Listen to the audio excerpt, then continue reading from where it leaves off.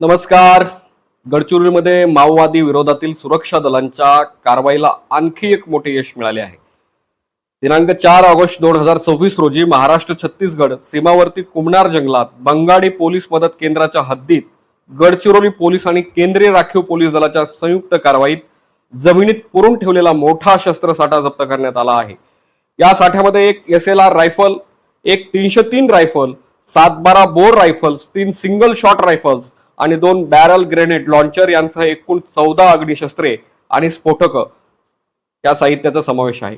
विशेष म्हणजे सुरक्षा दलांवर हल्ला करण्याच्या उद्देशाने हा शस्त्रसाठा लपवून ठेवण्यात आला होता. ही कारवाई एकटीच नाही, यापूर्वी 23 मे, 27 मे आणि 27 जून रोजी गडचिरोलीच्या जंगल परिसरात शस्त्रसाठे आणि शस्त्र निर्मिती युनिट्स उद्ध्वस्त करण्यात आली. ओमके बिनागुंडा परिसरात लेथ मशीन आणि यंत्र सामग्री सापडली, तर बालबेडा जंगलात मोठे lathe machine, claymore, BZL pipes आणि मोठ्या प्रमाणात 12 बोर पाईप्स नष्ट करण्यात आले. या सर्व कारवायांमधून एक महत्वाची बाब समोर येते. माओवादी संघटनेची शस्त्र निर्मिती आणि लष्करी क्षमता मोठ्या प्रमाणात कमकुवत झाली आहे.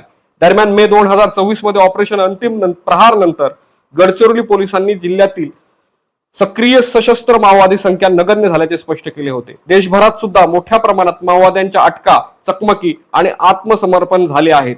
आणखी एक महत्वाचा पैलू म्हणजे शरण आलेल्या माओवाद्यांच्या चौकशीतून सुरक्षा यंत्रणांना जंगलात लपवलेले शस्त्रसाठे, आर्थिक स्रोत आणि शस्त्र पुरवठ्याच्या मार्गाबाबत महत्वाचे धागेदोरे मिळत आहेत. माओवादाचा प्रभाव कमी झाल्यामुळे गडचिरोली सारख्या भागात आता शांतता, विकास, शिक्षण, आरोग्य, रोजगार आणि मूलभूत सुविधांना अधिक गती मिळण्याची अपेक्षा आहे.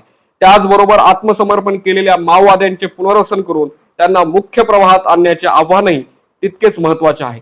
गडचिरोलीतील या सलग कारवाया केवळ शस्त्रसाठे जप्त करण्यापुरत्या मर्यादित नाहीत, त्या माओवाद्याच्या उरलेल्या संघटनात्मक आणि शस्त्र सामर्थ्याला निष्प्रभ करण्याचा सातत्यपूर्ण प्रयत्नांचा भाग आहेत.